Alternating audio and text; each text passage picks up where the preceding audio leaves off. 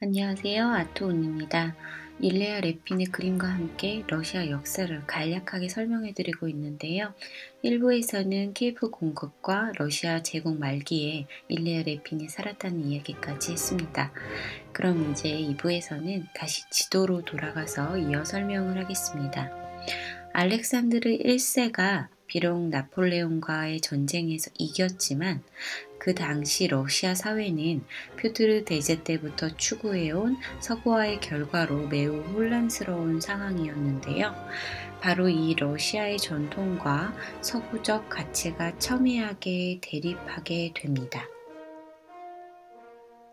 한편에서는 서유럽의 산업화와 계몽주의 사상, 그리고 자유와 평등 개념이 등장하게 되고 급기야 군주제에 반해 입헌 정치에 대한 요구가 커졌을 뿐만 아니라 서구식 스타일도 유행하기 시작했습니다. 반면에 또 다른 한편에서는 여전히 군주제를 옹호하고 있었고 경제의 대부분이 농노제에 의존하고 있었으며 빈곤의 문제에 직면하게 됩니다. 특히 농노제에 대한 비판의 목소리가 드세집니다.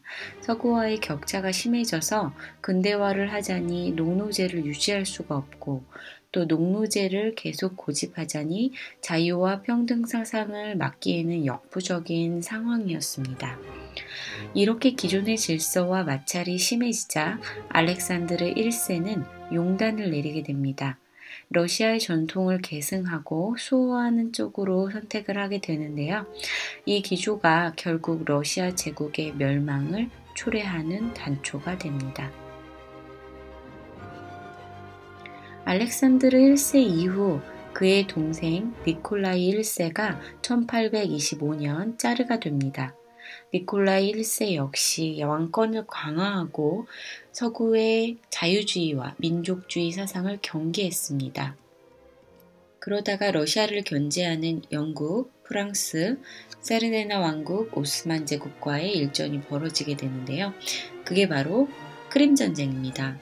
이 크림 전쟁은 니콜라이 1세가 죽기 2년 전에 발발해서 알렉산드르 2세 때 마무리됩니다.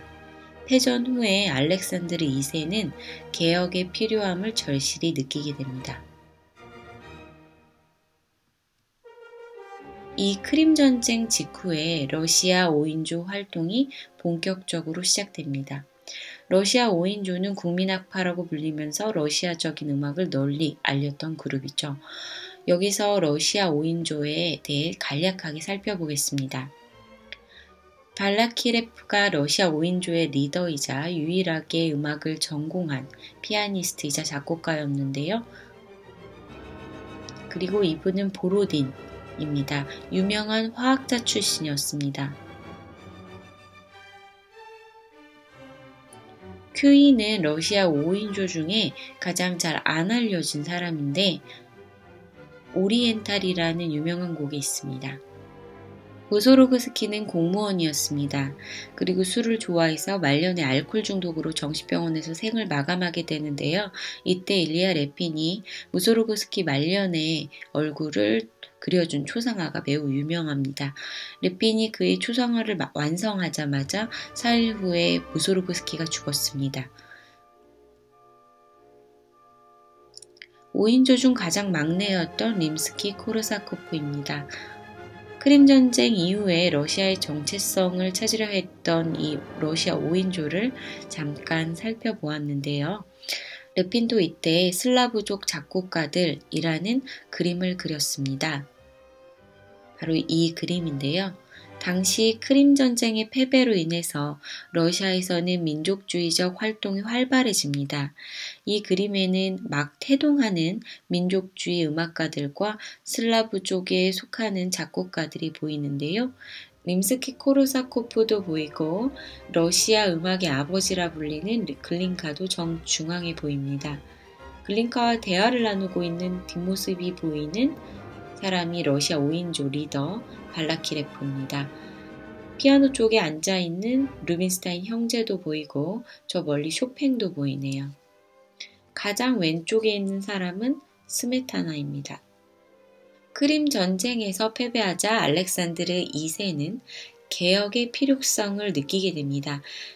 그리고 좀 늦었지만 근대화를 추진하려고 노력했습니다. 알렉산드르 2세는 반란자들을 사면하고 태형을 폐지했으며 배심원 제도를 도입했습니다. 그리고 마침내 1861년 농노제를 폐지합니다. 노예제를 유지해서는 산업시대에 국제 경쟁력이 없음을 알았기 때문입니다. 보수적인 귀족들은 농노 해방에 반대했지만 그는 농노제 해방이 오히려 군주제 유지에 도움이 된다고 판단했습니다. 알렉산드르 2세는 이렇게 말합니다. 우리가 위로부터 농노를 해방하지 않으면 그들은 아래로부터 스스로를 해방시킬 것이다.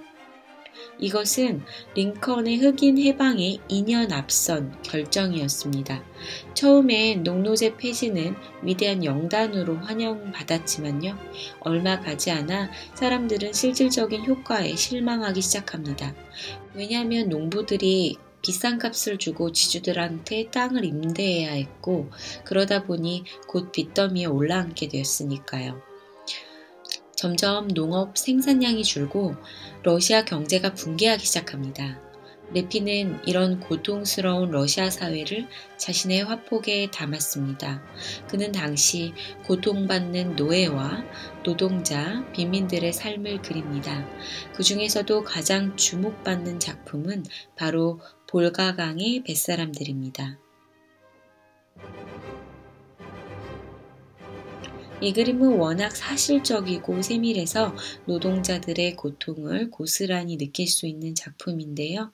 러시아 민요 볼가강의 뱃사람들의 노래라는 음악을 들으면서 이 그림을 더 자세히 감상하시면 좋을 것 같습니다. 제가 아래 링크 창에 이 감상을 따로 하시라고 링크를 해드릴게요. 레피는 앞서 본 볼가강의 뱃사람으로 비엔나 국제전시회에 출품을 하게 됩니다. 이를 계기로 당시 예술의 중심이었던 파리에서 새로운 화풍과 예술적 자극을 받습니다.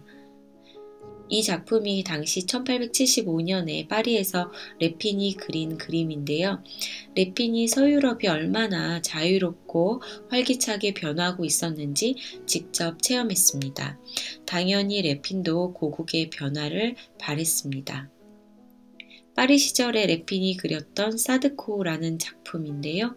이 그림을 보면 사실주의뿐만 아니라 다양한 소재와 화풍으로 그림을 그렸다는 것을 알 수 있습니다. 사드코는 원래 러시아 영웅 서사시의 주인공입니다. 사드코는 구슬리라는 러시아 전통 악기를 연주하면서 노래를 부르는 음유 시인이자 모험가의 이름입니다. 그림에서도 이 사드코가 구슬리를 왼손으로 잡고 있습니다. 이 그림의 상황을 잠깐 설명해 드리겠습니다.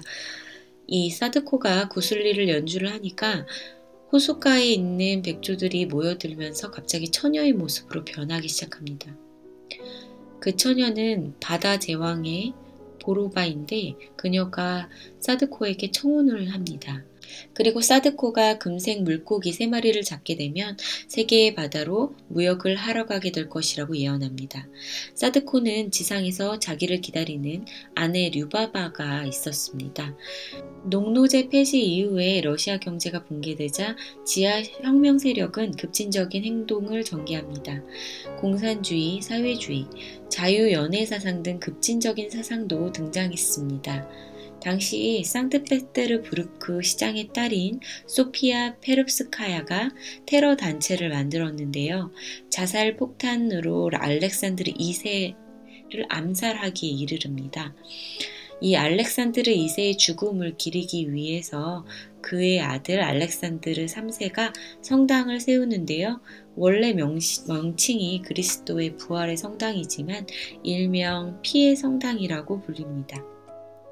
이 알렉산드르 3세는 아버지가 그렇게 개혁을 추진하다가 암살을 당하자 백성들에게 불신을 갖고 다시 전제 정치로 돌아갑니다. 레피는 개혁을 추진한 알렉산드르 2세가 암살된 후 4년 뒤에 이 그림을 그립니다. 이 그림의 숨은 메시지를 다양하게 읽어낼 수 있겠지만 레피는 급진주의자의 행동에 일종의 광기를 받는지도 모릅니다. 레핀도 러시아의 개혁과 변화를 원하긴 했지만 이렇게 폭탄 테러를 일으키는 방식에는 동의하지 않았던 것 같습니다. 그 근거는 나중에 볼 혁명 시리즈의 그림을 설명할 때 다시 한번 이야기하겠습니다. 이반 4세의 광기를 당시 러시아의 급진주의자들에 대한 비유로 보고 불쌍하게 죽은 이반 4세의 아들을 알렉산드로 2세로 생각할 수 있습니다.